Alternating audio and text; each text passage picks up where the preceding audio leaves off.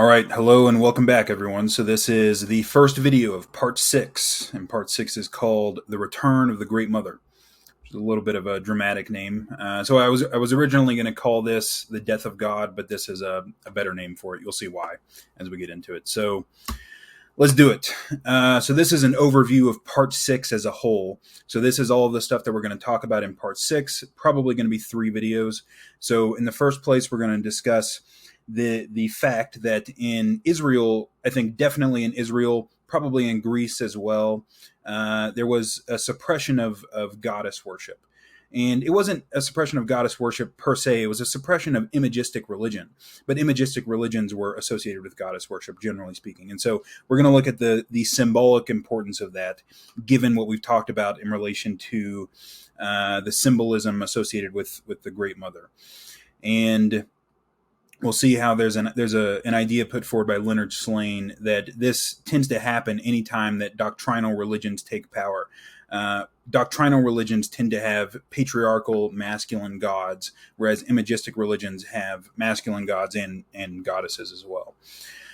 So we're then going to discuss the implications of the loss of the Christian Aristotelian interpretation of the world, which were in some sense caused by, but also facilitated a return of chaos to Western culture. We're going to look at a couple of ways that this chaos has manifested within the Western intellectual world, right? Within Western intellectual culture. In the first place, we're going to look at Louis Sass's idea that Western intellectual and artistic culture experienced this kind of collective descent into psychosis, this kind of collective madness or collective psychosis, with modern art and literature and philosophy, and postmodern as well. And then we're going to look at the return of what I'm going to call wisdom. We'll talk about that as we get into it, but a return of an understanding of the contextual embeddedness of everything, the historical nature of everything. And that's something, we'll get into that when we get into it. That'll be the third video in part 6. So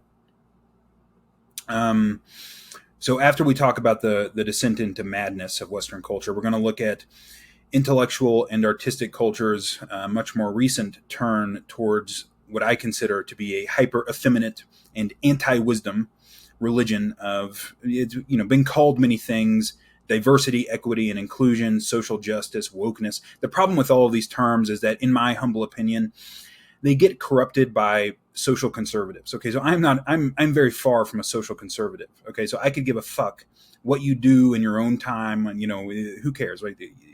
So these things get corrupted by social conservatives who think that trans people are really weird, and so they call anything that has to do with trans people wokeness. Okay, this is not what I mean when I'm criticizing here. This is not what I'm criticizing. What I'm criticizing is a hyper-doctrinal religion that will punish and ostracize you if you say anything to disrupt one of its very stupid propositions. And it has a lot of stupid propositions that you have to believe if you want to be a member of this religion. And it's why academia is so utterly and totally corrupt, because you cannot get a job unless you at least pay lip service to this very stupid religion that has emerged out of the academic world by writing diversity statements and things like this. This is a return. It's the worst aspects of femininity put together in a single ideology, and it's really stupid, and we're going to talk about it.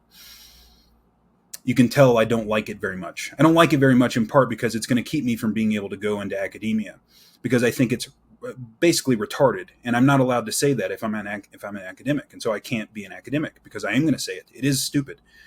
We'll talk about that. That'll be the second video. But I think that's a manifestation of the return of femininity in some sense to Western culture, but it's a pathology of femininity.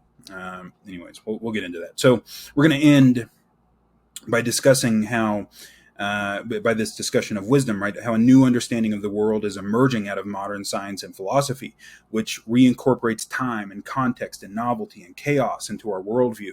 And we'll see how that's associated with our understanding of what wisdom is, right? And we'll talk about John Vervaeke's work, especially on wisdom, but also just the science, the emerging science of wisdom in the psychological literature. So that's kind of an overview of what part 6 is going to be about. Let's get into it. So Richard Tarnas wrote this great book called The Passion of the Western Mind. It was published in 1991. fantastic. I mean, it is one of the best books I've ever read. Now, Tarnas published a book after this, and I think 2006 maybe, called Cosmos and Psyche, Intimations of a New Worldview. And that book is super weird. I never finished it. I never finished it because when I got into, he started talking about astrology in that book. And when I got into the astrology part, I realized, okay, I'm open to it. Fine. Like I'm fine. I'm open to it, but I'm not going to know any better unless I put my, unless I look through the telescope. I'm going to have no clue what this guy's talking about. So I just kind of put it down. But it's really interesting that he wrote a book like that, because as far as I'm concerned, The Passion of the Western Mind, regardless of whether you agree with it or not, it's a masterpiece in some sense. I really think it's a fantastic book. So anyways, he portrays the history of Western culture as this masculine impulse. Western culture has a particular kind of masculinity inherent to it. And so I'm just going to read what he said about that. I think it's very interesting, and it's relevant to what we're going to be talking about in this video. He said about it, and I quote, "The evolution of the Western mind has been driven by a heroic impulse to forge an autonomous, rational human self by separating it from the primordial unity with nature. The fundamental religious, scientific, and philosophical perspectives of Western culture have all been affected by this decisive masculinity, beginning 4 millennia ago with the great patriarchal nomadic conquests in Greece and the Levant over the ancient matrifocal cultures, and visible in the West's patriarchal religion from Judaism, its rationalist philosophy from Greece, its objectivist science from modern Europe. All these have served the cause of evolving the autonomous human will and intellect, the transcendent self, the independent individual ego, the self-determining human being in its uniqueness, separateness, and freedom. But to do this, the masculine mind has repressed the feminine. Whether one sees this in the ancient Greek subjugation of the pre-Hellenic matrifocal mythologies, in the Judeo-Christian denial of the Great Mother Goddess, or in the Enlightenment's exalting of the coolly self-aware rational ego, radically separate from a disenchanted external nature, the evolution of the Western mind has been founded on the repression of the feminine, on the repression of undifferentiated unitary consciousness, of the participation mystique with nature." End quote. Now, some of that probably won't make any sense at the moment. What I want to point out here is that he's pointing out the suppression of the Great Mother Goddess, the Judeo-Christian suppression of the Great Mother Goddess, and something similar happened in Greece. So we're going to look at the evidence for the suppression of the Mother Goddess in Israel. That's what we're going to look at in a lot of detail in this video. The suppression in Greece, there's evidence for that. But the evidence is not nearly as strong as it is in Israel, at least from what I'm aware of. I haven't found anything that really convinced me fully about that. But with Israel, the situation is a little bit different. There's a very good book called "Did God Have a Wife?" that we're going to talk about. So, and I take issue with some of what Tarnas has said here. So, calling a culture matrifocal can be a little bit misleading, because people. Well, we're going to talk more about that on another slide, but people kind of think that there were once these cultures that were led by women. There's this feminist idea that there were once cultures led by women and they were super peaceful and all this, which is nonsense, right? That's clearly not the case. But it is the case that when you have with the rise of doctrinal religions, you get a suppression of women's participation in religious life in part. So there is. That's a very real phenomenon and does reduce women's total amount of power over the culture. But anyways, I think Tarnas is picking up on a very real pattern here. Even if he's wrong about some of the details, I think he is picking up on a very real pattern. And so we're going to talk about that. So Richard Tarnas claimed that the evolution of the Western mind has repressed the feminine, right, which is concordant, I'm going to suggest, with my contention that we have, through the ascetic ideal, repressed chaos, right? So in part 5, we talked about how there's been a tilt towards order in the Western world and in the world at large, but we're kind of focused here on Western history. And the ascetic ideal was essentially the elevation of order over chaos, right? It was the elevation of reason over the instincts, of the soul over the body, and of the doctrinal way of doing religion over the more imagistic participatory way of doing religion. And all of this was an elevation of order over chaos, I would suggest. And given that we have, as we talked about in part 2, this mythological association of order with the Great Father and chaos with the Great Mother, my sense is that Tarnas and I are picking up on the same pattern. The repression of the symbolic feminine is the same as the repression of chaos, right? There's no difference between those, really. Leonard Shlain brings these ideas together. So Leonard Shlain was a surgeon, but he was kind of a polymath. He wrote a ton of books, and they're all really good, or at least I've read 3 of them, I think. But the ones that I've read have been really good. So he wrote this book called The Alphabet versus the Goddess in 1998. And he brings some of the ideas that we've been talking about. We talked about this a little bit in part 5, but he brings a lot of these ideas together in one place. So he suggests that the Western tilt towards the symbolic masculine, documented by Tarnas, the left hemisphere, and doctrinal religions are all manifestations of the same underlying process. So we're going to look at that in a little more detail here. Before we do that, I do want to make a note here about this. So we are going to discuss goddess worship in ancient Israel and Greece. There are some scholars, and I mentioned this earlier, there are some scholars, mainly academic feminists, who have claimed, basically they claim that there were once these peaceful matriarchal societies in which gender relations were basically equal, or in which women held the majority of political power, and these societies were supposed to be like in harmony with their environment and all of this. This is nonsense. I mean, I just don't think there's any evidence for that at all, right? So men have always held the majority of political power in history. And it's for the reason that we talked about in part 2. It's because of the way that men organize themselves into these flexible hierarchies of competence. Culture and intergroup relations are generally a man's game, right? This is generally the realm of men. This is not to say that women don't have power. They certainly do, and they certainly have had power throughout history. But generally speaking, with exceptions, it's a different kind of power than what men had. It's not political power in the same way. And the point just being here that, as best I can tell, matriarchy has never existed, right? So there are definitely matrilineal societies, and there are societies where women have relatively more power than other societies.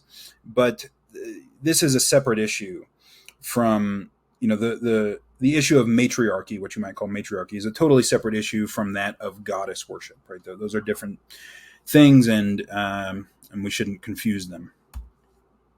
So Shlain's argument in his book, The Alphabet versus the Goddess, is that alphabets and writing and abstractions like mathematics reinforce the mode of thinking that is characteristic of the left hemisphere. And we talked about this evidence in part 5. I'm not going to go over it again here, but so this contributes, Shlain argues, to newly literate cultures. So when cultures become literate, when they invent writing, they devalue their ancestors' Mother Earth goddesses, and they destroy idols in favor of an abstract sky father. Right, this is the origin of the sky daddy, who spoke via writing, right, and spoke via their sacred texts. So when you can write something down, it's very different from verbal traditions in some sense, because now it's fixed. It's you can change a verbal tradition a little bit as you go. It's much more flexible than written traditions, because when something is written down, like it's in stone, basically, like sometimes literally in stone. There's lots of things that would change with the advent of writing in a culture. But the rise of doctrinal religions is one of those things. And with the rise of doctrinal religions, we do see historically the elevation of, generally speaking, a single male deity. So Shlain traces the rise of literacy and the devaluation of goddess worship throughout history in his book.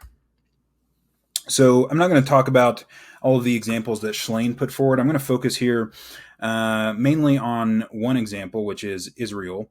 And that's because there's this really interesting and great book written by this Israeli archaeologist called Did God Have a Wife? And so William Dever wrote that book, and he has independently made what is essentially the same claim that Shlain made, although he made it in the context of Israel, because that's where he did his archaeological work. And so Dever argues that The popular folk religion in ancient Israel was an imagistic, goddess-worshipping religion, and it was suppressed by the doctrinal, patriarchal religion that was promoted by the male literate elite, which is who edited the Bible. The vast majority of people at this time were illiterate, right? Only a small portion of people learned to read, and it was generally relatively wealthy men. And so women, he argues, based on the evidence he provides in the book, were much more involved in the folk religion and the imagistic religion, and were actively excluded from participating in the doctrinal religion. This is generally the case with all doctrinal religions. Women aren't allowed to take on leadership positions. This has been true for most of Christianity. It's true in Islam. Is generally just true of doctrinal religions in general. It's not the case for imagistic or folk religions. In those cases, you'll see women generally playing roles in certain kinds of religious leadership. So Dever presents archaeological evidence that most people in ancient Israel were practicing the folk religion. We see large numbers of religious figurines being collected, which would have been banned by the doctrinal religion. So the religion of the Old Testament, the religion of the Bible, banned idols. You were not allowed to make idols of gods. And also there are a large number of pagan sites of worship in Israel from that time period, which also would have been banned. William Dever says about this, and I quote, that the real popular religions of ancient Israel consisted precisely of what the biblical writers condemned, that is, of what they were aware of and disapproved of, but could not try to prohibit without mentioning. Thus, they tacitly acknowledged not only the existence of pagan practices, but their popularity, end quote. And so according to Dever, the state or the doctrinal religion was promoted by a relatively small number of wealthy, literate, nationalistic men who were the priests, right? And they were nationalistic in the sense that their goal was to unify the tribes of Israel. And like, there's not a bad goal to have, considering that they were surrounded by enemies. So William Dever says about this, and I quote, accompanying the growth of socioeconomic complexity and political centralization, there were inevitable developments that resulted in religion becoming as official as everything else. The need to manage the cult fostered a priestly class, soon a large bureaucracy, aligned with the state and utilizing religion to legitimate both. The changes described above were all interrelated, and they combined to bring into existence for the first time a small class of reasonably well-educated people who had the leisure, the opportunity, and the motivation to pursue intellectual and aesthetic interests. We may call them literati. They were at least functionally literate, and as the state grew, they became interested in writing its history, end quote. Interestingly enough, this was written at about the same time that Harvey Whitehouse was writing his book on modes of religiosity. So this was done independently of that, and he's really describing almost perfectly the way that doctrinal religions would arise given Harvey Whitehouse's theory about modes of religiosity, which we talked about in part 5. So this literate priestly caste were the writers and the editors of much of the Old Testament. And they were, as we talked about in part 5, as priests always are, they were extremely opposed to their religious competition, which would have been the folk religion, the folk religious practices of ordinary people, the shamanic religions. So you can recall in part 5, I argued that people who are the most likely to become literate are going to be people high in autistic-like traits, because autistic-like traits are associated with hyperlexia, which is precocious reading ability.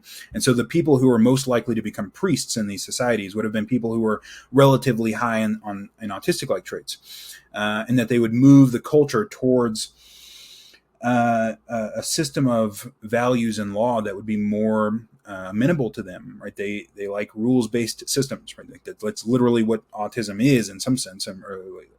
That's a major aspect of it, is this propensity to be drawn towards rules-based systems, and that goes as much for law and morality as anything else. And so they moved the culture towards a more rules-based, decontextualized kind of moral system, such as the Ten Commandments. So William Dever said elsewhere, and I quote, Most of religious practice was not centered in the vast public rituals that the biblical writers envision, much less in the formulation of orthodox theology with which they were preoccupied. The center was rather in observances of the fundamental unit of Israelite society, the family, where all individuals were originally nurtured. The home was largely the province of women, whose principal concerns were not necessarily those of either the establishment or of the men who wrote the Bible. Theirs was the religion of hearth and home. As I have argued elsewhere, there may be fundamental differences, socio-cultural if not biological, in the way men and women view religion. Neither view is necessarily more sophisticated or more normative, but being a document produced by males, the Bible reflects one view to the virtual exclusion of the other. End quote. So we discussed in part one, actually part two, the fact that men have always been more involved in large-scale cultural movements, right? Like intergroup competition is a thing that men do, and they need scalable social organizations to do that, and so men are typically more involved in those kinds of things. Nation building, which was the implicit goal of the doctrinal religion in Israel. The goal was to unite the tribes of Israel under a single nation so that they could defend themselves from the enemies that they were surrounded by. That's largely a male endeavor. And it's that aspect of religion, let's say, that is reflected in the Old Testament of the Bible.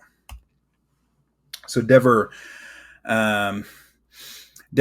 puts forward a nice summary of the difference between these two types of religion. I know we've talked about this, but I think this is a nice summary anyways, and it characterizes how these things manifested in Israel.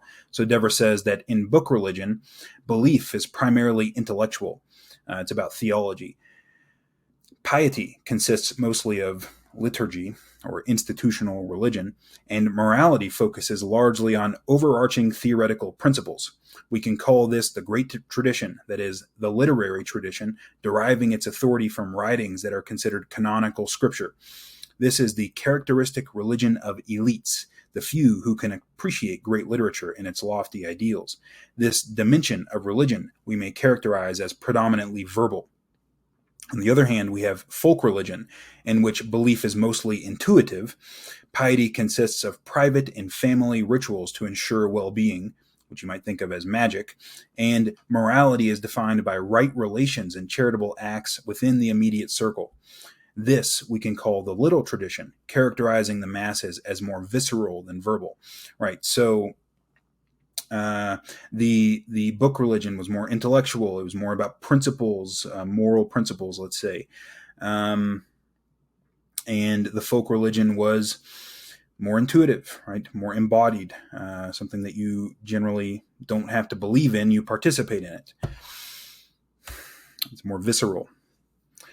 So Dever points out in his book that there are thousands of ancient female figurines that have been found in Israel, and there are hardly no male figurines found at all.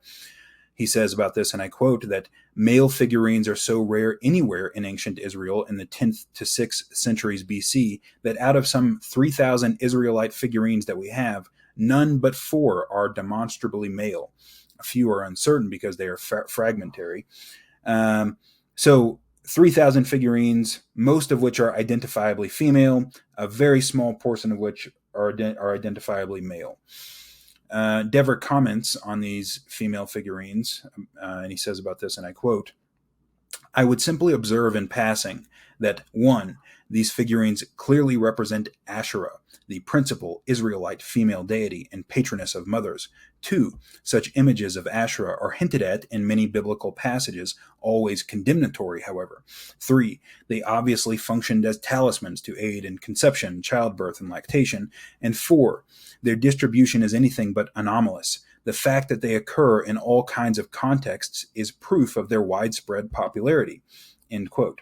And so for Dever, these figurines are providing evidence for widespread worship, which you might call the worship of Asherah. And Asherah was the ancient Israelite mother goddess.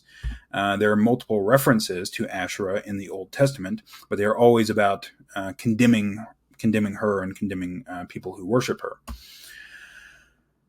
Dever says about this, and I quote, that originally the biblical writers were embarrassed by the notion of a Hebrew goddess, but they could not condemn her and her cult without tacitly but covertly acknowledging her existence. Still, the less said, the better.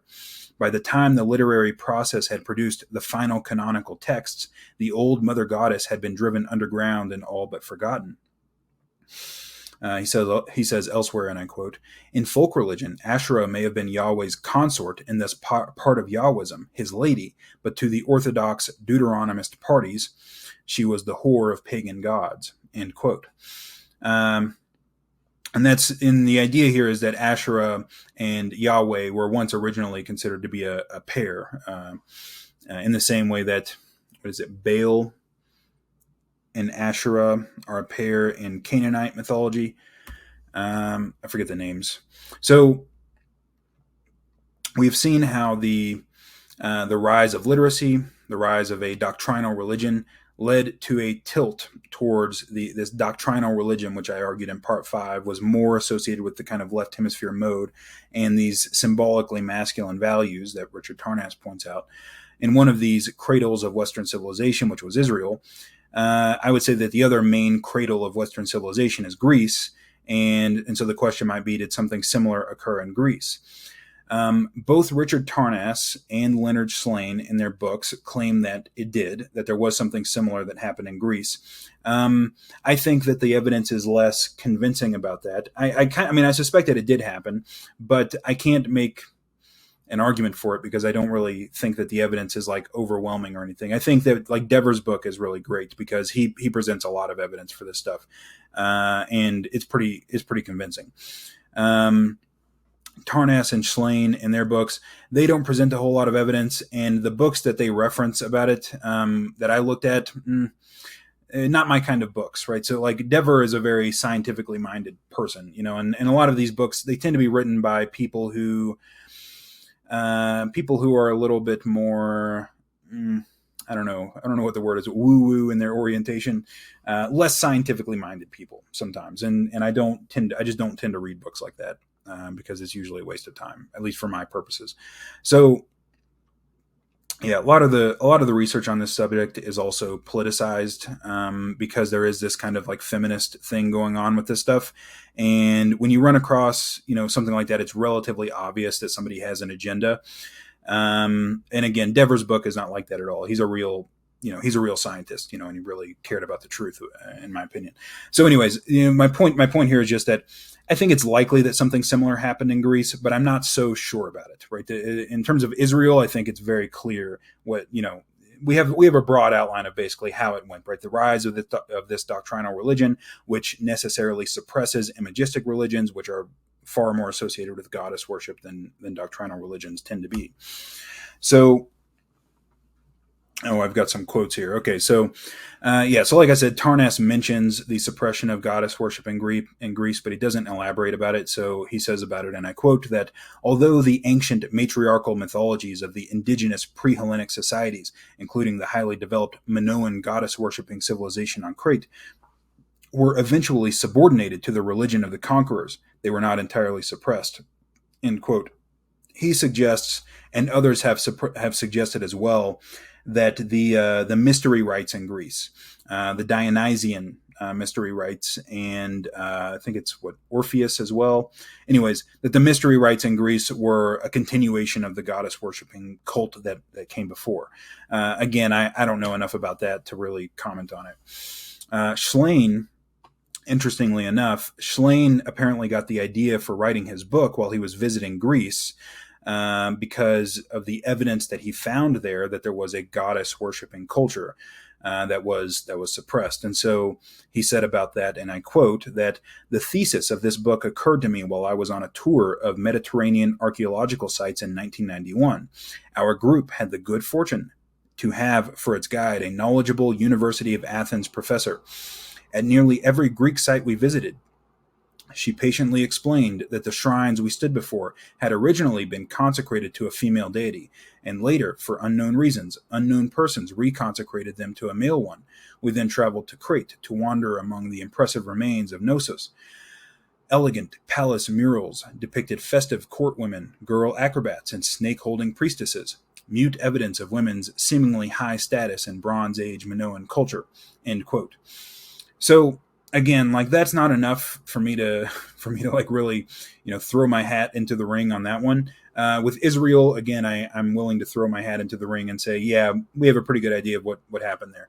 Anyways, there is evidence that something similar occurred in Greece.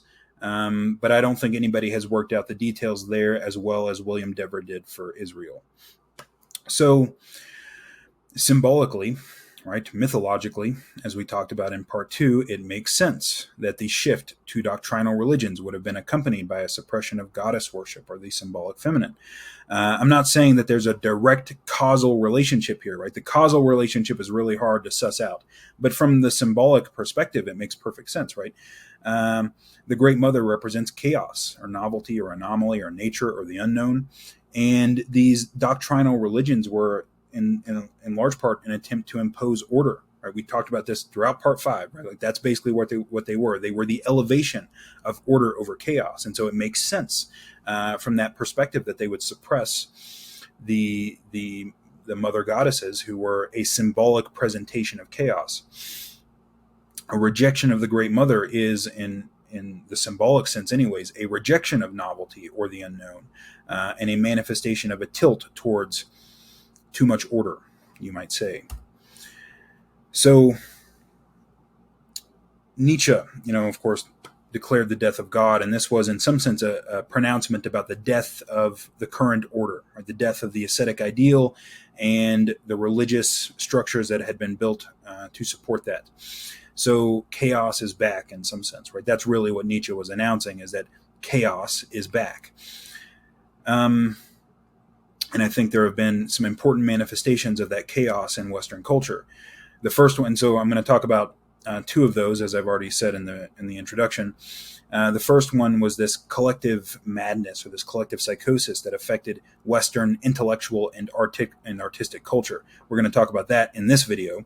And then in the third video, we're going to talk about a return of what you might call wisdom. So before we get to that, we're going to look at how these things play out symbolically. Right? So why is the Great Mother associated with madness on the one hand and wisdom on the other? Right. So my claim here is that these are kind of the extreme manifestations of how the symbol of the Great Mother manifests psychologically. So, we've done a lot of we've reviewed a lot of scientific research up to this point, and now we're going to get into some symbolism stuff, which is a little bit, it's definitely not scientific, right? But that's not what I'm doing at this point, right? We are trying to pick up on these underlying patterns, these relatively subtle patterns that play out in narratives and in mythology in general. And I've put my little figure here depicting what it means to not overfit your model.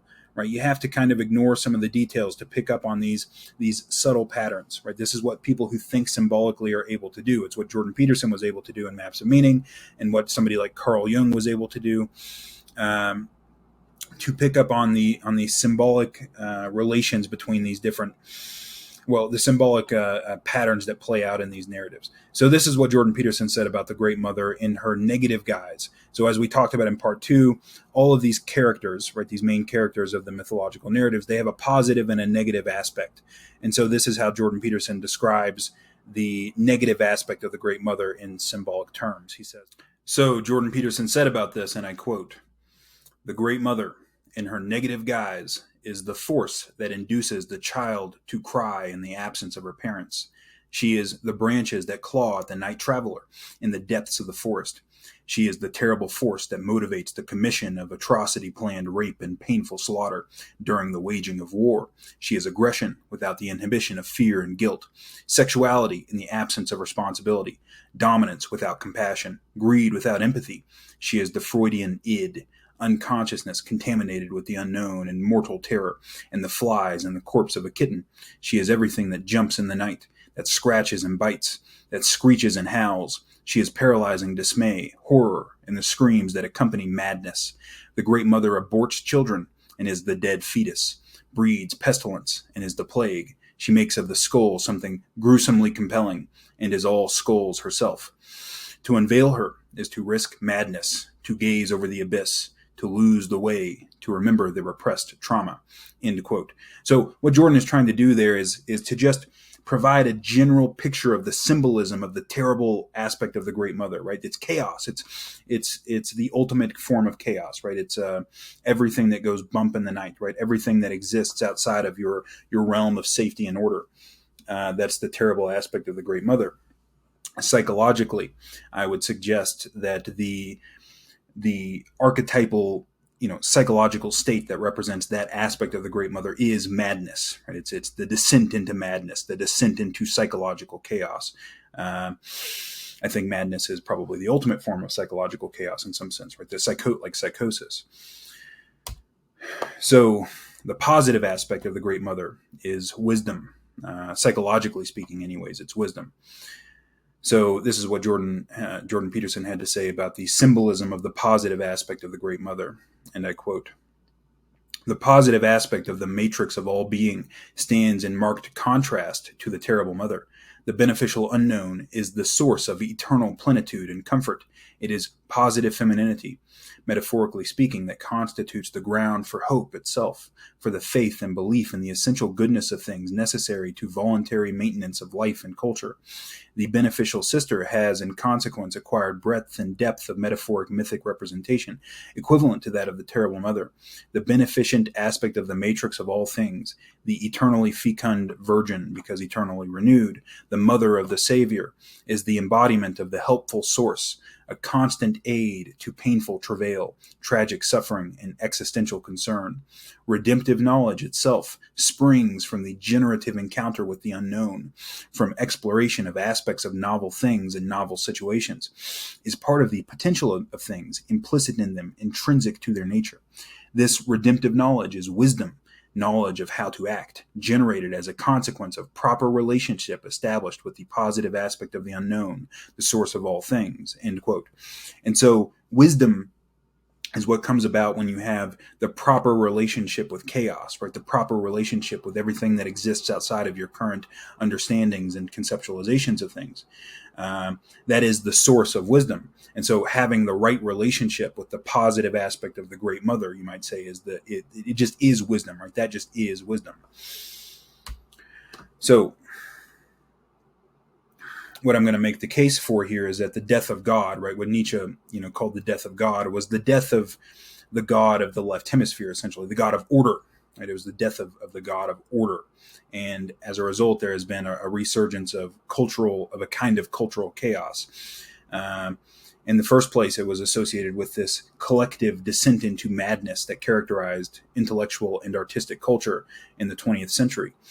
We're going to save the focus on wisdom for the third video in this series. I think there will be 3 videos. So in this video, I'm going to focus on Louis Sass's 1992 book called Madness and Modernism. In that book, he documented the overlap between modernist and postmodernist culture, art, philosophy, and literature, and the thought patterns that are associated with madness or schizophrenia. So before getting to that, we can ask this question: what would be the consequences of a shift from the goddess-worshipping imagistic religion that was found in ancient Israel to the more patriarchal doctrinal religions? And so, using Dever's descriptions of this, we would say that religious practice would become less experiential and more intellectual. That is, less about doing things, less about praxis, and less about experience, and more about belief, more about theory, more about analysis. And of course, that is what happened to religion in the Western world, right? Theologians have been, trying to make all of the beliefs of Christianity fit together into a logically coherent structure for a very long time. We've spent a huge amount of collective effort on attempting to do that. Women would have lost a certain amount of cultural influence, simply because they would now be excluded from most religious practices, or at least religious authority. And because as you scale up a culture, generally speaking, women have not historically been involved in large-scale political movements, with some exceptions. Now, of course, in the 20th century, we had feminism. Is a different thing, in my opinion, than what is than large-scale political movements in general. But we're not going to talk about that too much here. So We discussed that in part 2 about the way that men relate to each other, right? Men put themselves into hierarchies of competence, whereas women tend to have more egalitarian relations, and that keeps women's organizations from scaling to large-scale movements, generally speaking. So this means that with the rise of doctrinal religion, there would be more of a focus on propositional knowledge rather than other kinds of knowledge. So we're going to talk about that on the next slide here. But there are other kinds of knowledge besides just having verbal propositions in your head, right? Knowing how to ride a bike is not propositional. Right? You can read every book in the world about how to ride a bike, but if you've never been on a bike before, you don't know how to ride a bike, right? You don't have the procedural knowledge of how to ride a bike. So John Vervaeke, who we've talked about throughout the series, has characterized one of the primary symptoms of the meaning crisis as this hyper focus on propositions over other kinds of knowledge. My contention is that it should be relatively clear how the suppression of imagistic religion would contribute to that development, because doctrinal religions give far more weight to propositions than imagistic religions do. For imagistic religions, it's almost all about the experience. It's not that there are no propositions involved. It's that the propositions take on a very secondary importance within imagistic religions. It's mostly about the experience. And so all of these shifts that I talked about here with Deborah's descriptions are also, I would suggest, highly concordant with how Ian McGilchrist and others have described left hemisphere cultural dominance, right? Analytical, verbal, explicit, propositional, right? That's, we saw a shift in how we did religion to a more analytical, verbal, explicit, and propositional kind of religion instead of the sort of ecstatic, experience-based imagistic religions. So John Vervaeke has put forward this idea that there are at least 4 ways of knowing things, and so he's drawing on ancient Greek conceptions here. So the ancient Greeks had at least 4 ways of talking about knowledge, which they called techne. I don't know if I'm pronouncing these correctly, by the way. I could be mispronouncing them, but I'm going to pronounce them the way I think they are: techne, episteme, noesis, and gnosis. So John has reintroduced these ideas as the 4 P's. So there is propositional knowledge, which is techne, which is knowing that something is true. And this kind of knowledge is closely related to language, right? We speak in terms of propositions. So if I say that Joe Biden is the president of the United States, right, that's a kind of propositional knowledge, right? You know that proposition is true. Then there is procedural knowledge, which is knowing how to do something rather than knowing that something is the case. So knowing how to ride a bike is procedural knowledge.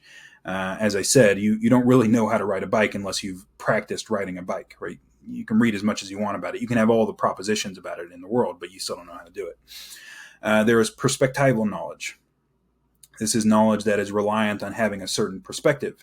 So there's a big philosophical debate about Mary in the color red, and I'm not going to get into that here. But anyways, there are many philosophers who deny that there is any such thing as perspectival knowledge, because they deny that seeing the color red adds anything to your knowledge about it if you've read everything in the world about the color red. Okay, well, those philosophers are wrong. Right? They're just wrong.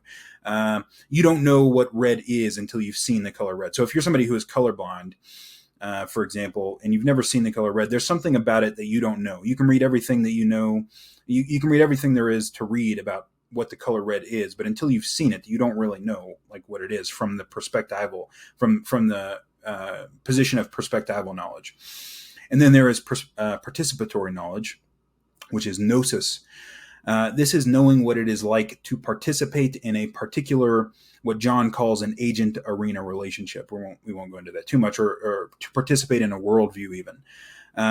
So knowing what it is like to participate in a game of football or in a romantic relationship is not the same as having propositional knowledge about these things, right? And if you've never been tackled, you don't know what it's like to be tackled, right?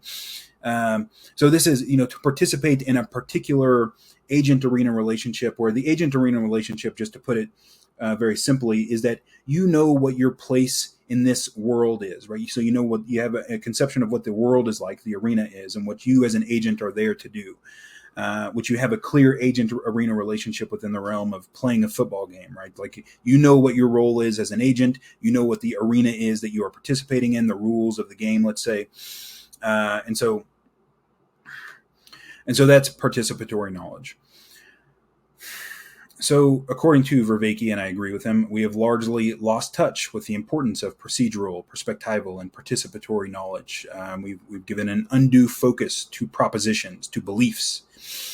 And I would argue that this is directly related to the triumph of doctrinal religions in the Western world, right? The doctrinal religions which focused largely on their propositions, and the triumph of them over the more participatory imagistic religions, which is the same thing, really, as the triumph of the left hemisphere mode of cognition or attention over the right hemisphere mode.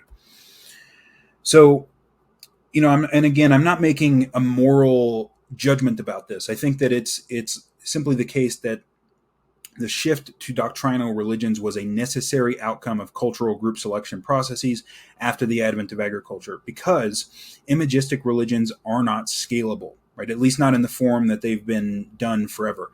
Remember from part 5, imagistic religions can strongly unite a small group of people together through these ritual experiences, but they cannot scale up to unite an entire nation of people together. And so if you're going to unite a nation of people together, you have to do it under a doctrinal religion. And so these nationalistic men that Dever talked about in Israel, right? These nationalistic, the literate elite men who were promoting the more doctrinal version of religion in ancient Israel, I suspect that they implicitly understood this to some degree, right? They sort of implicitly understood that their doctrinal form of religion was the only thing that was going to achieve national unity, and they would have been right about that, right? So, like, that was a necessary process for Israel to even continue to exist, right? It had to shift to that doctrinal form of religion, and so, of course, doctrinal religions unite people under shared propositions. And, and as we've said, the upside of that is that they're scalable, but the downside is that they give propositions an outsized importance in the stability of the religion. And that means that those propositions have to be protected essentially at all costs if the group is to survive, right?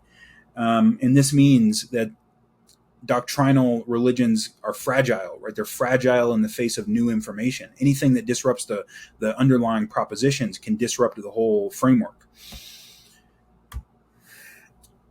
So, and the concept of heresy, for example, or blasphemy, it doesn't make sense in imagistic religion because they don't have logically integrated theological orthodoxies. And now there are taboos in hunter-gatherer groups, right? There are certain kinds of taboos, but they're not really the same thing as what you might call heresy, like the kind of stuff that the Catholic Church wanted to suppress. For doctrinal religions, heresy or blasphemy is a very real threat to the integrity of the group. If a group of people is united around a sacred set of propositions, then anybody who contradicts those propositions is a real threat to the unification of the group, and therefore they're a threat to the group itself. And so those who violate the sacred propositions that hold up doctrinal religions will rightly or wrongly be seen as actively threatening the integrity of the group and the group's way of life.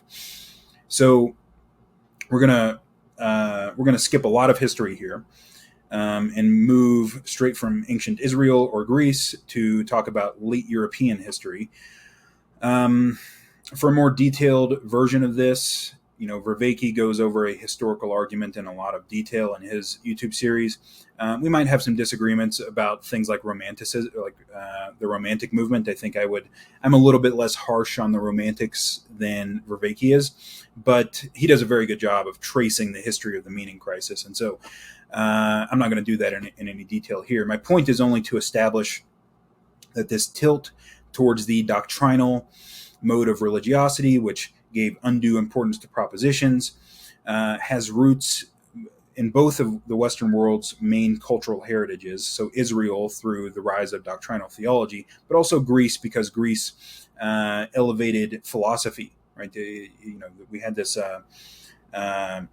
philosophy which was largely about the manipulation of propositions. I'm not saying that's all it was about, and it clearly wasn't all about that at the beginning, but it did kind of set the tone for Western for Western philosophy becoming a little bit too focused on propositions.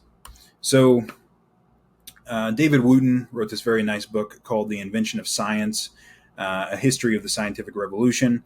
And he has some interesting things to say in there about the origins of the meaning crisis in Western culture. And so we're going to read some of that here. He said about this, and I quote, that according to Orthodox Christian thinking, at least until Pascal, the universe had been made to provide a home for humankind. The sun was there to provide light and heat by day, the moon and stars light by night. There was a perfect correspondence between the macrocosm, the universe as a whole, and the microcosm, which was the little world of the human body. The two were made for each other. The fall had partly disrupted this perfect arrangement, forcing human beings to labor to survive. But the original architecture of the universe was still visible for all to see. End quote. And so, what I'm trying to make clear here, I know some people are skeptical about the idea that there's like a meaning crisis in Western culture. I think that people who are skeptical of this, they kind of lack a historical sense, in some, they lack a historical sense of just how different things were for our recent ancestors. And they lived in a different world than we did. I mean, a different psychological world. Everything made sense. Everything had its place, right? And there was no, the question of meaning, the meaning of life, this wasn't even a question for our fairly recent ancestors. The meaning of things was obvious in some sense. The universe was a home, right? It was obviously a home for us, right? And there was a whole theological structure there to support this worldview, which told us what it is that we were doing in the world, where we were in the world, what we were doing, and it all made a certain kind of sense. Wooten says, and I quote, In the half century or so between 1610 and 1655, this delightful picture of the universe as a home for humankind, an extension of Eden, was fatally undermined, and with it, the notion that man is the proper measure of all things. This transformation had three distinct but interlocking components. First, humanity was displaced from the center of the universe, which implied the possibility of intelligent life elsewhere. Second, the correspondence between microcosm and macrocosm was shattered so that the universe was no longer made to fit around us. And third, size became relative and scale became arbitrary. Stars became snowflakes and snowflakes became stars. End quote. And so the sacred, we had these sacred propositions, right? But they weren't just propositions. We lived them, right? We lived in a different kind of world. And the scientific revolution was disrupting this world that we lived in, the assumptions that we had about the world, right, about our special place in the world. Those were being undermined by the scientific revolution. Roy Baumeister and von Hippel in this 2020 paper note that, and I quote, the phrase meaning of life first appeared in English writings in 1834. Prior to about 1500, everyone lived in a universe that seamlessly blended natural and supernatural forces with a god or multiple gods specifying the purposes and goals of life. The rise of science in the early modern era gradually undermined this consensus about life in the universe. The question of the meaning of life therefore arose in reaction to the existential nihilism of the scientific worldview, end quote. And so before that point, right, before about 1500, but maybe even later than that, because as they point out, the phrase meaning of life didn't appear until the 1800s. Before that, the meaning of the world wasn't even a question. Like the idea that we would even have, a crisis of meaning didn't really make sense. The meaning of the world and the meaning of our lives was obvious to most people, at least in the Western world, right? It was obvious. We were participating in bringing about the kingdom of God on earth, right? It was something like that.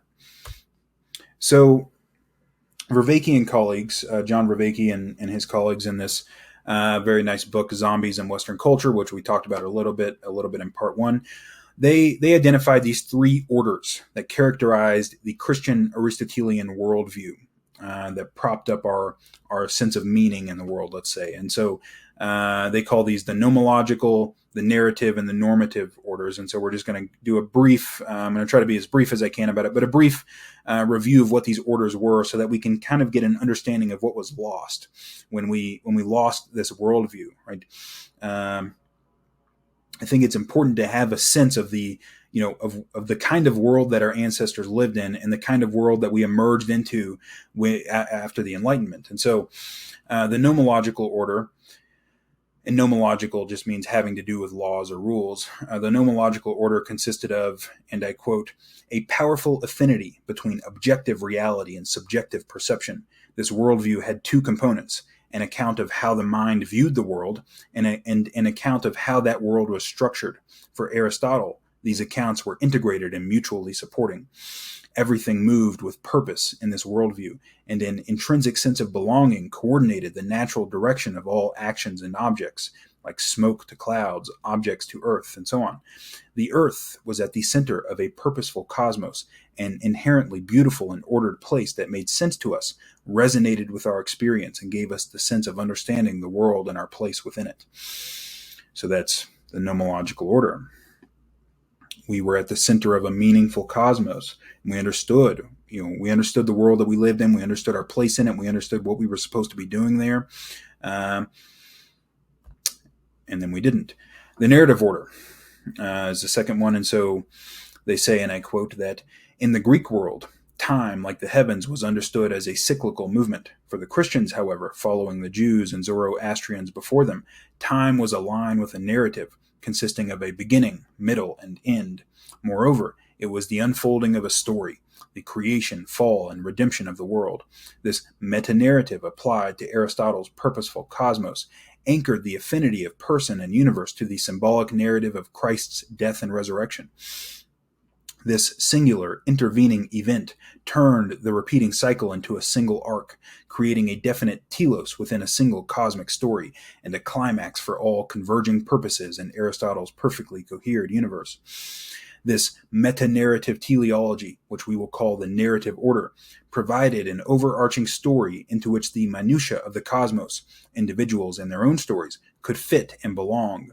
Further, it introduced the idea that the agency of persons could intervene in the cycle of repetition and meaningfully impact the course of cosmic history. End quote. And so in this worldview, right, in this Christian Aristotelian worldview, we were active participants in a divine narrative, bringing about the kingdom of God on earth, right, which provided a definite sense of purpose, right? We had a purpose in the world. Finally, the normative order. The normative order referenced an ontological structure that connected us fundamentally to reality, and therein informed us about the nature of the good, setting forth a hierarchy of values that could tell us what to seek and what to love, that we may ascend the levels of reality and fulfill the potential of our self-moving, rational soul. So, the normative order essentially provided a clear hierarchy of values, and that's necessary in some sense for perception, right? You have to, in order to determine the motivational relevance of things, right? You have to have some kind of hierarchy of value. And it was ontologically grounded in the sense that by pursuing the good, we were thought to be simultaneously ascending the levels of reality, and we were coming into deeper conformity with reality, right? Deeper conformity with what was really real. So we had an ontological structure, a conception of what was real that also informed us of how we should act in the world and how we should value things in the world. So together, these three orders provided a unifying worldview that we could participate in. Vervaeke and colleagues say about this, and I quote, that these three orders, the nomological, narrative, and normative order, became tightly integrated and mutually supporting. The story of God's love, which was the narrative order, inspired the rational mystical ascension to God, which is the normative order, through the deep connection between the rational mind and the structure of the cosmos, which is the nomological order. The world was inherently meaningful, beautiful, rational, valuable, and spiritual. We were all tightly connected to this cosmos, and we had a coherent place and purpose within it. End quote. And so the death of God, right? That when Nietzsche was pronouncing the death of God, he was pronouncing the loss of these orders, right? He was, the loss of these coherently integrated orders which formed a coherent worldview that we could participate in. And now that it's gone, we don't know which way is up. We don't know which way is down. It's a kind of cultural madness. So, the point here is that there were a set of complex propositions that were propping up our shared culture, right? And these were, of course, supported by a corpus of art and music and literature and ritual and architecture and so on. But these three orders were supported by propositions about the way that the world is, right? So empirical propositions, essentially, about the earth being at the center of the cosmos, for example. As we've discussed, it was perhaps the only way for a culture to become scalable, but it also made our culture vulnerable to information that could disrupt those propositions. And that kind of information came in the form of the scientific revolution, and also our culture's contact with other cultures, right? The influx of ideas from other cultures. Friedrich Nietzsche understood what was going on, and although he was a critic of dogmatic Christianity, and we're going to talk about that later on, Nietzsche understood that there was a very ancient structure of assumptions or axioms that were propping up our shared culture, and that its fall at the hands of the scientific revolution and other cultural forces would represent a momentous cultural shift. And he thought it was the most important event in the history of the world. And I agree. So, and this came at the time of what is now called the Enlightenment. Right? The Enlightenment was this period of time in which Western intellectuals threw off the superstitions and authoritarianism of the Church, of the Catholic Church largely, but not only that, Protestantism as well to some degree. Despite the great triumphs of the Enlightenment, it came with its own set of costs, I would suggest, as everything does. And there are certain aspects of the Enlightenment which represent the ascendancy of a very, what you might, we've talked about this stuff, so I don't have to be skittish about it at this point. If you haven't seen part 5, you should watch part 5 to know what I'm talking about here. But a very left hemisphere, relatively autistic way of viewing the world, where intuition and the implicit and metaphor and tradition were totally denigrated by many Enlightenment figures, and they elevated explicit logic and explicitness in general, and utility, right? Explicit utility, calculable utility. The thing about tradition is that you can't use tradition. You can't evaluate the value of a tradition by calculating its utility. It's just impossible. So anyways, I don't think that anyone captures this aspect of the Enlightenment better than Jeremy Bentham. Jeremy Bentham was the father of utilitarianism, and multiple authors have suggested, and they're clearly right, by the way. I mean, if you read biographies of Bentham, he had high functioning autism. There's no doubt about that. I mean, he was like a perfect picture of high functioning autism. He was socially awkward, and according to John Stuart Mill, he probably never talked to a woman besides his cook and housemaid. He didn't show any interest in women, really. And you see this with people who are men who are like very kind of on that autistic side of the continuum. Obviously lots of Aspies do just fine with women. But you get to a point of social awkwardness where you just can't do it. He had a very pedantic way of speaking. So, for example, and it's hard to tell if this was a joke or not, but even if it was a joke, he referred to his morning walks as anti-gentacular circumgyrations, which is technically correct, but yeah. So, and he was very clearly more comfortable interacting with things than with people. And John Stuart Mill basically said that he had no understanding whatsoever of other people's thoughts or feelings, right? He didn't have that capacity of the human mind to put himself in somebody else's shoes, right? To display cognitive empathy. He also didn't like poetry. He thought that poetry was really stupid. And that, indicates his inability, which we find in autism sometimes, an inability to appreciate metaphor and to appreciate the implicit, right, rather than what is explicit. Ian McGilchrist talks about this in The Master and His Emissary. He said that, as Mill suggests, Bentham wished to give a rule to human conduct. He saw himself as a legislator of all that had hitherto gone unlegislated. He was a vehement critic of intuitive wisdom. His lifelong distaste for organized religion, which he called the jug, short for juggernaut, was rapidly supplemented by a contempt for the British common law tradition espoused by Blackstone. He saw both as the product of superstition, deference, and ancestor worship rather than logic and real human needs. End quote. Yeah, so the veneration of tradition is largely an intuitive thing, right? We respect our traditions in some sense because we have a kind of emotional connection to them. And until you really understand, we kind of understand this now, the utility of this now, because we have an understanding of cultural evolution and cultural evolutionary processes. But people who don't have that sort of emotional connection to their traditions, let's say, might see them as nothing but mere superstitions, which is really dumb. I mean, it's not dumb in the normal sense. It's because obviously Bentham wasn't a dumb person at all. Bentham was a really smart person, but he lacked this.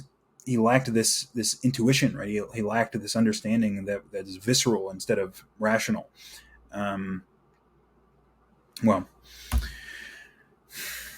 Bentham's brand of thought, I would suggest, represents the excesses of the Enlightenment. It is a lifeless, mechanistic view of the world, and a reduction of every value to an incalculable utility. The problem with utilitarianism, I mean, there's a lot of problems with utilitarianism, but one of the problems is just the total impossibility of even thinking of calculating what you might call utility, even like a year down the road. I mean, I have no idea how you would do that. But whatever, we're not here to bash utilitarianism. I have a Substack article where I bash utilitarianism, so you can read that if you want some of that. So, we also see this denigration of intuition, the denigration of tradition, and a really silly kind of literalism where he saw metaphor as like being a lie, kind of a lie. So I think that Bentham, to a large extent, does represent the spirit of the age, and it was this kind of spirit, this kind of pattern that was occurring at that time, which was an excess of the left hemisphere, more artistic way of viewing the world, that contributed to the total death of God that Nietzsche pronounced. Right? It's no coincidence, I would suggest, that this view of the world came about at the same time and in the same place, which was Western Europe, that the industrial revolution was getting off the ground. One of the things about people high in autistic-like traits, right? Smart people who are high in autistic-like traits they tend to be very good with technology, right? With understanding how machines work, right? It's the engineering mindset, and so the fact that we saw this sort of very kind of autistic way of viewing the world come about at the same time as we were seeing an industrial revolution and a great progress in technology, I don't think that's a coincidence. I think that those things occurred at the same, roughly the same time in the same place for good reasons. So I want to make clear here that I've tried to make it clear throughout this. I'm not making any judgments about this. I'm not saying it was a good thing or a bad thing. So we did emerge out of what you might call a more schizotypal view of the world, right? An animistic view of the world where, everything was ensouled, everything was enminded. And I think that view of the world had its problems. But we've gone too far to the other side, as far as I'm concerned.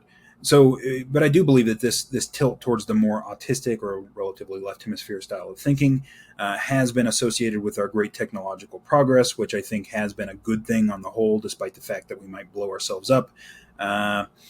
There's still, this huge amount of potential that we have, because of our technological progress. So I do think it's been a good thing on the whole, but. And I'm also generally a fan of Enlightenment values, so I do have a kind of classical liberal streak to me in many ways. So like John Stuart Mill's On Liberty, I think is, it's very appealing to me in some sense. But the cost of the Enlightenment was in large part a devaluation of the body, of intuition, of tradition, of metaphor. And, also we emerged out of it with this inability to see the world as an interconnected whole rather than as a mass of kind of disconnected data points, right? I think that, we ended up with a worldview that was like overfitted to the world in some sense. So, the consequence of this was what Nietzsche called the death of God. And as I talked about in part one, it's no coincidence that Nietzsche put this announcement of the death of God into the mouth of a madman. what happened to our culture in the wake of the Enlightenment is, I would suggest, very analogous to what happens in acute psychosis. So we talked about Paris Williams' theory about psychosis in the second video, and so just to reiterate, he said about that, and I quote, that the most central implications that emerged from the findings with regard to all participants are as follows. An overwhelming existential threat to the self apparently played an important role in the onset of psychosis. The psychotic process was likely initiated by the psyche as an attempt to regain equilibrium in the face of this threat. End quote. And so my suggestion is that our culture was experiencing an anomaly, right? An existential anomaly, the undermining of our sacred propositions. And I think that there is good reason to believe that our culture, right, intellectual and artistic culture, experienced something that was deeply analogous to psychosis in response to this threat, in response to this anomaly. And that was documented by Louis Sass. So Louis Sass is a psychiatrist and a polymath, and with a very deep understanding of modernist and postmodernist, but Western philosophy and literature and art in general. And he documented the overlap between modernist and postmodernist culture, so art and literature and philosophy, and the thought patterns that characterize madness or schizophrenia. Modernism and postmodernism are really in large part reactions to what you might call the death of God, in that they often express this resentment or rebellion against all traditional standards of beauty or logical coherence. Sass wrote this 2001 paper where he summarized his position, and he outlined 7 areas of overlap between modernism and schizophrenia, which we're going to look at now. All right, so the first overlap between madness and modernism is what Sass calls the adversarial stance. And so this is what he said about that, and I quote, "This is a tendency to defy authority, to flout or ignore convention, and in general to go against the grain of natural habit. Schizophrenics have been described as manifesting a devious perversity and as adopting the path of most resistance, traits more than slightly reminiscent of what has been termed the adversary culture of modernism, where the only constant is revolution itself, the constant injunction to be different or to make it new," end quote. And so elsewhere, Sass calls this the rage for chaos.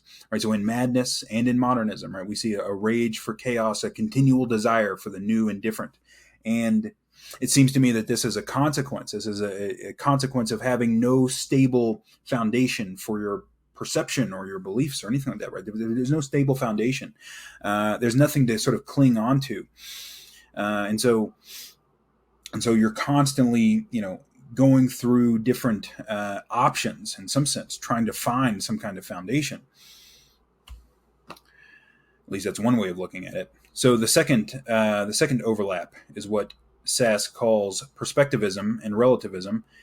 And he says about this, and I quote, that what is particularly characteristic of modernism and postmodernism is a shifting or fusion, not of objects, but of perspectives. This is akin to what has been called the fluidity, slippage, or contaminatory quality of schizophrenic thinking and perception, end quote. And so much of modernist and postmodern art involves, as he says, the fusing of multiple perspectives. So, for example, Picasso was very famous for doing this sort of thing. And there's a picture of his, or a painting of his on the right side of the screen there. So Sass says about this in relation to schizophrenia in his book that, and I quote, "We have found in schizophrenia, as well as in the culture of modernism, a tendency to adopt unusual or even bizarre standpoints, to fluctuate wildly among radically diverse points of view, and to become aware of the fact of perspectives, thus demonstrating a certain reflexivity, a confusing and confused mode of self-awareness that nevertheless amounts to a kind of perspectivism," end quote. So so we lost this stable, overarching perspective on the world, right? The Christian Aristotelian worldview was a kind of stable perspective by which we could view the world, and when that was gone, again, we're playing with perspectives in some sense.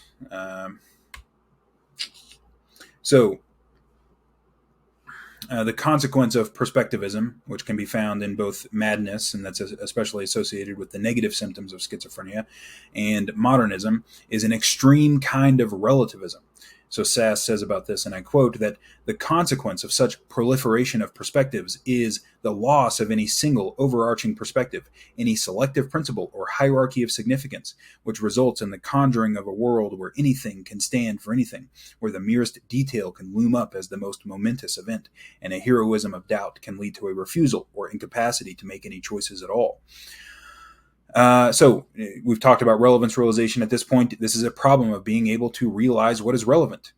Mere details can take on an inappropriate significance, but this is necessarily the case if you don't have any stable perspective on the world. What is relevant or irrelevant is dependent on having a valued goal that you're pursuing. If you have no valued goal that you're pursuing, then the merest detail can loom up as being of too much importance.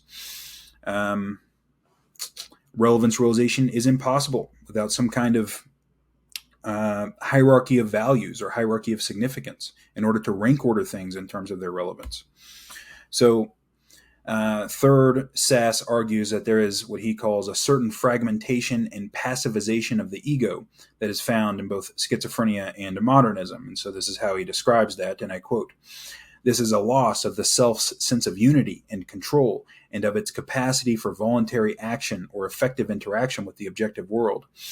Analogous phenomena occur in many of Schneider's first-rank symptoms of schizophrenia and may also be implicated in the apathy and withdrawal so often found in schizophrenia." End quote. He provides an example of this. He quotes a schizophrenic patient who said, and I quote, that "When I reach my hand for a comb, it is my hand and arm which move, and my fingers pick up the pen, but I don't control them. I sit there watching them move, and they are quite independent. What they do is nothing to do with me." End quote. Now, this is really interesting because we find that in Buddhism and in modern sort of versions of Buddhism, Sam Harris talks about that. There's a certain insight you can have, and I know that the feeling. I mean, I know what this insight is getting at, what they call the no self insight, or the insight that there is no stable self, which is true. That's a real insight that you can have, and it's true and it matters. But it has a kind of pathological version where you're unable to even act as if you have any stable self that is controlling your actions, right? Which is something that you necessarily have to do to interact in the world. And he goes on to say that a similar notion is found in modernist writings. And I quote, "According to a view that has come to seem almost orthodox in some circles, the truth about human experience is veiled by the deceptive sense of unity and control, those illusions underlying the bourgeois notions of identity and willpower." End quote. Well, there is a kind of illusion of unity and control that underlie, but it's a necessary illusion in some sense to get around in the world. But that's a separate issue. We won't get into that too much here. So there is no sense of unity within madness and modernism. So fourth, Sass argues that there is a loss of what he calls the worldhood of the world in both schizophrenia and modernism. And so this is what he says about this. And I quote, "This is a phenomenon that manifests itself in two distinct ways. The external world may come to seem devoid of value and significance for the observer, a sentiment expressed in Sartre's Nausea, Camus' The Stranger, and various other works. Alternatively, the world may seem subjectivized and unreal, as exemplified in Woolf's image of separate human consciousnesses as mutually isolated canopies of light. Schizophrenics, too, can lose the sense of the meaningfulness of the world, as when visual objects shed their aura of familiarity or practical valence, and stand forth as what one patient called geometric cubes without meaning. In their more chronic or withdrawn periods, they may experience the world as private to themselves, even as depending on themselves for its very existence. As one patient put it, the world must be represented or the world will disappear." End quote. So, of course, I've experienced psychosis, and I've experienced something that's fairly like this. So, to be clear, I didn't have schizophrenia. So, the degenerative schizophrenia that characterizes a lot of what he's talking about here, that experience doesn't really apply to what happened to me. But I definitely had this sense that I was living in a kind of dream world, and that the world wasn't quite real, right? There was something unreal about it. and in the loss of this feeling that there's some objective or mind-independent reality. That's something that characterized my experience during psychosis, and it's also found in modernist and postmodernist literature and philosophy. So fifth, Sass argues that in both schizophrenia and modernism, there is a rejection or loss of the sense of temporal flow or unity. He says about this, and I quote, that this is in favor of more static or timeless ways of organizing the world, the latter involving what critic Frank from 1968 termed the spatial form found in many works of modern art and literature. Similar transformations of lived time or narrative flow in schizophrenia were described by Minkowski, who spoke of the morbid geometrism characteristic of schizophrenic experience and expression, end quote. That is something that I have never experienced, I'll say that. So in his book, Sass describes what might be the motivation for this rejection of time in favor of spatial form in both schizophrenia and modernism. He says that by rendering reality as a timeless present, its unpredictability, dynamism, and mystery, in fact, its very otherness, are denied, end quote. And that makes a lot of sense to me as a mechanism for reducing uncertainty about the world, for reducing chaos, right? For not having to deal with the chaos of the world. So sixth, Sass argues that in both schizophrenia and modernisms, there are what he calls forms of intense self-reference. And I quote, "The central impulse of modern art," wrote the art critic Greenberg, "is the intensification, almost the exacerbation, of the self-critical tendency that began with the philosopher Kant, a cultural tendency to turn around and question one's own foundations. Analogous tendencies are manifest in the hyper-reflexivity, self-questioning, and often dysfunctional intellectualizing of schizophrenia," end quote. And so in schizophrenia, as in modernism, we see an interest in questioning very basic assumptions about the world, right? A preoccupation with general ontological or epistemological concerns, with issues pertaining to the nature of reality in general and to the general structure of self-world relations, right? There's a preoccupation of that within schizophrenia and within modernism. So finally, Sass argues that in both schizophrenia and modernism, there's often what he calls an extreme and pervasive detachment or emotional distancing. He says about this, and I quote, that this is sometimes accompanied by a pervasive, often disconcerting kind of irony. It is exemplified in modern art by the all-encompassing meta-irony of Marcel Duchamp. Similar tendencies can underlie the flatness and incongruity of affect found in schizophrenics, who will often manifest a peculiar facetiousness, antagonism, or mockery, and who may be prone to a kind of laughter that suggests a sense of being set apart from or above all normal forms of human interaction, end quote.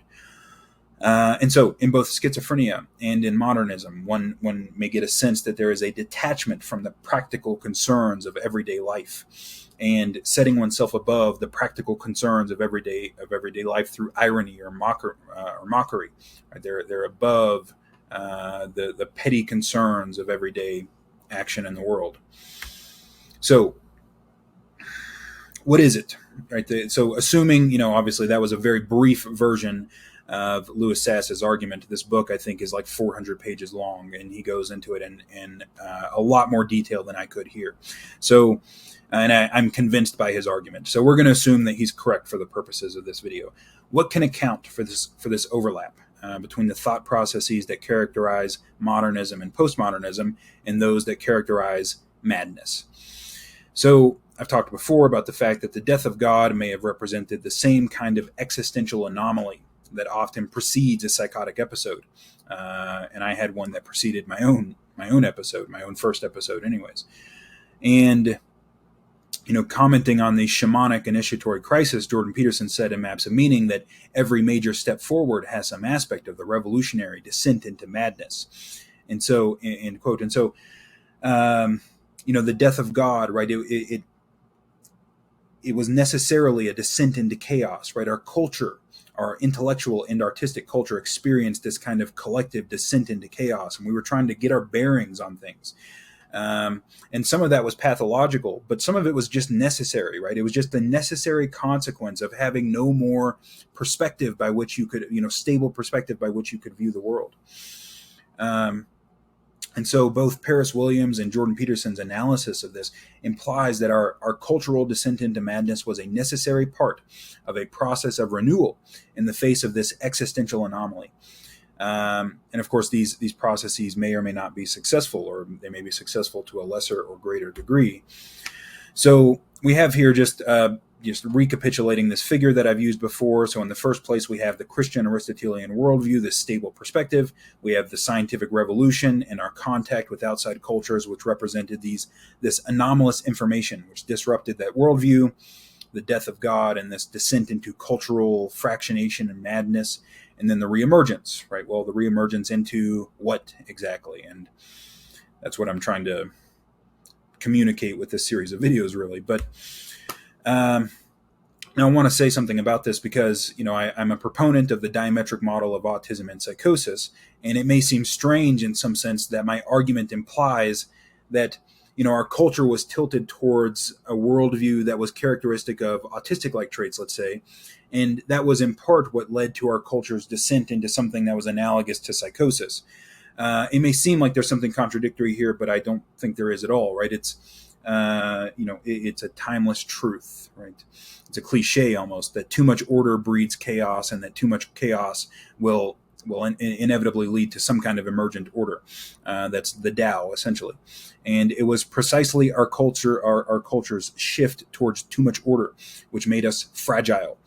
Fragile for the reasons I've already talked about, right? For the reasons associated with giving too much weight to propositions. And that fragility led to this massive loss of that worldview which had sustained us for so long, and that rage for chaos that came after that. So excesses of one kind breed excesses of another kind, and I think that's basically what happened in our culture. So we're going to look at this very interesting paper by Wolin from 1999. It's kind of an obscure paper that I just happened to stumble upon one time, but I think it's a great paper. It lays out this process of change that characterizes all hierarchically organized complex systems. Now, he's talking about it in the context of like corporate psychology, but it's irrelevant. He's laying out a general systems theory for how these kinds of systems change over time, and it's extremely concordant with Jordan Peterson's what he talked about in Maps of Meaning, and also some of the theories of psychosis with Paris Williams' theory of psychosis. So he put forward this theory of what he called organizational change, and I think that his theory can help us to understand why it is that the death of God led to this period of cultural madness within Western intellectual and artistic culture. And so in that paper, he lays out this 4-step process for how organizational change takes place in all hierarchically organized complex systems, which is us, but also our culture as well. So in the first place, there is a disruption of some kind. So a disturbance or irregularity acts to initially disrupt one or more levels of a system's existing deep structure. The second step is variation. New variations in the organization's deep structure emerge in the vacuum of disorder that was caused by the disruption. The third step is sorting. These variations interact for survival through cooperative and competitive processes. And the fourth step is retention. One or more of these new variations are then going to be retained into the deep structure of the organization. So this is a figure from that paper. And so you can think of all hierarchical structures as having this kind of nested hierarchy where you have more fundamental levels of the structure that everything else is dependent upon. And it's dependent upon them in a nested kind of way, where everything is nested inside the level above it. And so within Western culture, our conception of God essentially was the most fundamental aspect of our worldview, right? And so the death of God represented this blowing out of the most fundamental structure within that, that structure that supported our culture. Supported the unity of our culture anyways. And so when that was blown out, right, everything that was dependent on that came into question as well. And so our culture went through this period of exploration, essentially, of exploring new variations. So this is just a figure detailing how this works. You have disruption, then variation, then sorting, then retention. And I'm not going to go through that in any detail. So when you have what he calls marginal assumptions at the bottom of the hierarchy that are disrupted, you only need a small reorganization, because if this assumption down here is disrupted, there's nothing that's dependent on that, right? There's nothing beneath it. It doesn't matter that much. The higher up the hierarchy you go, right, when fundamental assumptions, right, at the top of the hierarchy are disrupted, there is a massive increase in the entropy of the system, which is the uncertainty of the system's future states, because all of those lower level structures were dependent on the higher level structure, right? So they all fall apart too. And so you'll see the entropy associated with that would be a power law distribution based on the level of the hierarchy that you're at. So very little entropy at the bottom, but if you disrupt something at the top, you're going to generate a huge amount of entropy in that system. And so this is why in Maps of Meaning, Jordan Peterson said that change shades gradually from the normal to the radical, and that every major step forward has some aspect of the revolutionary descent into madness, right? Because that's what madness is in this view, right? It's when you have these fundamental assumptions disrupted, right? The fundamental assumptions of your perception and cognition disrupted. You have to go through this process by which you regain equilibrium in the face of that, and it's chaos, right? It's extremely chaotic. So the death of God represented the loss of the most fundamental assumptions about the world that were inherent to what you might call the Western mind, right? Our collective assumptions about the world. And because of that, we no longer knew what our place in the world was, right?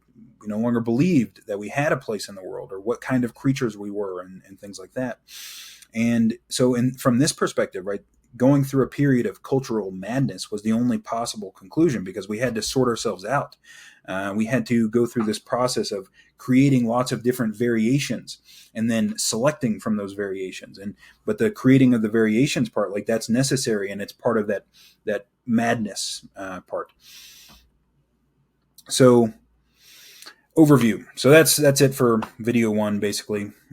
So in this video, we reviewed the fact that in Israel, probably Greece too, there was the rise of doctrinal and priestly religions, which coincided with the suppression of mother goddess worship, and that's emblematic, I would suggest. Symbolically, it makes perfect sense as the suppression of chaos, right? We were suppressing chaos in both of these cradles of Western civilization. The death of God represents the return of chaos, the return of the Great Mother, and our subsequent descent into madness, which was experienced by intellectual and artistic culture, which was documented by Louis Sass. That was the necessary reaction to the death of God, to the loss of our shared worldview. And in the next video, we're going to look at this new ideology, which I will suggest is really a new religion. And if you get rid of the idea that religions need supernatural beliefs, it is a religion, which is far less uncertain of itself and far more moralistic than the postmodernists. This new religion has emerged out of the wreckage of postmodernism, and it's really stupid. And we're going to talk about it in the next video. So that'll be video 2 of part 6. And that is it for video 1 of part 6. Thank you for your time and attention. I hope to see you on the next one. Goodbye.